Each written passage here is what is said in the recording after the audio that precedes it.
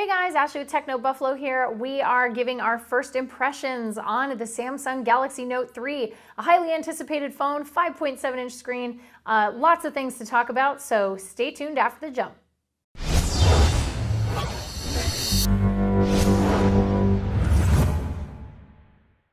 All right, everybody, here it is, the Galaxy Note 3. We've been talking about it, we've unboxed it, and now we get to do a hands-on. So let's talk a little bit about this device. The one thing that I will say as a non-Note user is that I'm going to grab the pen here. I really like that it's universal. I like that you can put the pen back in the phone either way. I said in the hands-on, I don't like how flush this button is, and I stick to that. I think it's still just not quite there. I wish it was just a little bit more tactile or at least raised just slightly off of the pen's surface, but it isn't. Getting into Air Command, I think that there's some really great features attached to the S Pen. I definitely like Action Memo, and having that sort of contextual ability to go to a website or call a phone number from your notes, your handwritten notes, is really, really cool. Scrapbooker, I think, is a really good idea in theory. It's very Evernote-esque, but I haven't used the phone for long enough to really decide if that's something that I'm willing to use long-term or if I want to stick with Evernote and just leave it at that. So it's sort of a big deal for me to kind of migrate everything from Evernote over. So I don't know that I would use this in the long term unless I was really going all in on this Scrapbooker feature on the Note 3. As for screen write, I don't tend to do that very often, so I don't think that I will be writing on my screen very often. If you guys do that, more power to you, just not something that I'm interested in. S-Finder is really great, especially if you've tagged a lot of stuff in Scrapbooker. This obviously becomes way more useful the more you use the phone. So the more contacts you have, the more emails you have, the more scrapbook things that you've put into the phone, and the more that you've tagged things, you're going to be able to find more things in S-Finder. So definitely one of those situations where the more you use the phone, the better S-Finder will get. And lastly, Pen Window. I actually thought I wouldn't use this. Out of all the features in Air Command, I thought Pen Window was the one I would use the least. Surprisingly, I actually find myself using that more often and putting in, I really like being able to do I really like being able to open this and actually bring up either Hangouts for my chat, so it's nice to have that sort of little chat window there, or bringing up the internet if I'm doing something else like looking at my calendar. So it is very, very handy, and honestly a little bit of a surprise for me that I was able to use that. One of the other things that I really love about the Note 3 is the ability to multitask in your windows. So this sort of second window feature is just fantastic. Multi-window is a really, really excellent feature.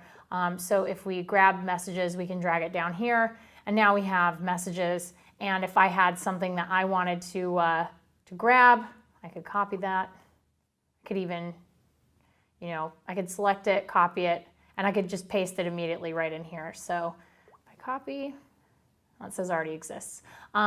So if I tap to compose a message, all I have to do is just long press, paste, and there it is. So really, really easy to use. I definitely like that feature. I like the fact that it sort of expands itself when you're using it, and then it puts it right back down here. I love, obviously, that you can resize everything. So multi-window, a really, really great feature on the Note 3, especially with the S Pen.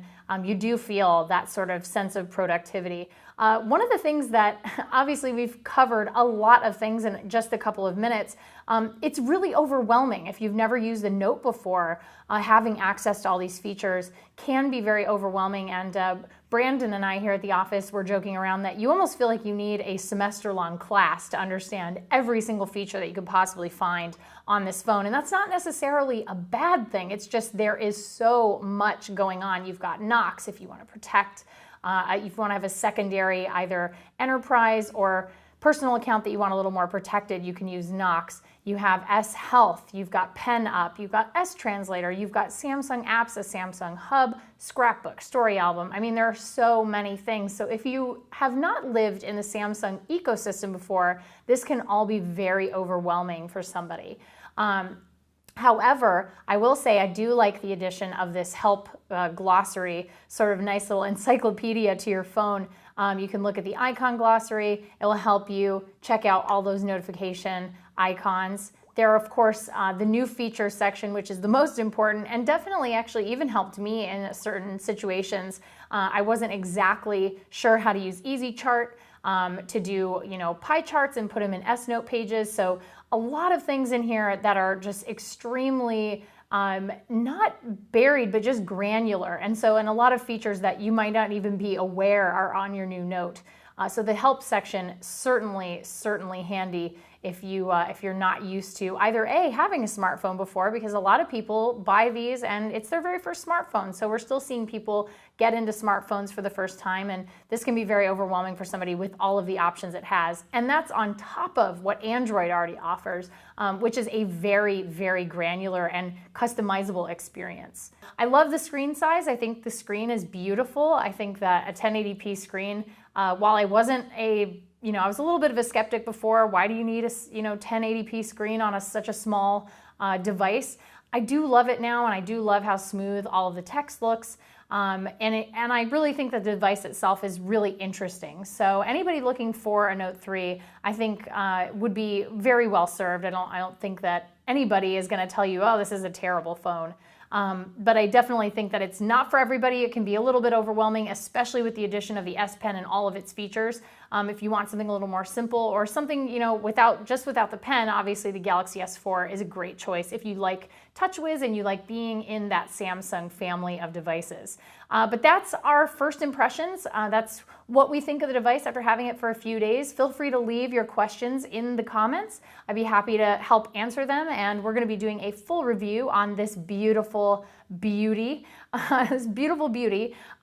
sometime soon. Hopefully John is enjoying the phone, and we also have Todd Hazelton with the device. So we've got a lot of people using this here at the office, and we're really excited to talk about it. But until next time, I'm Ashley Esqueda, and we'll see you in the next video. Thanks.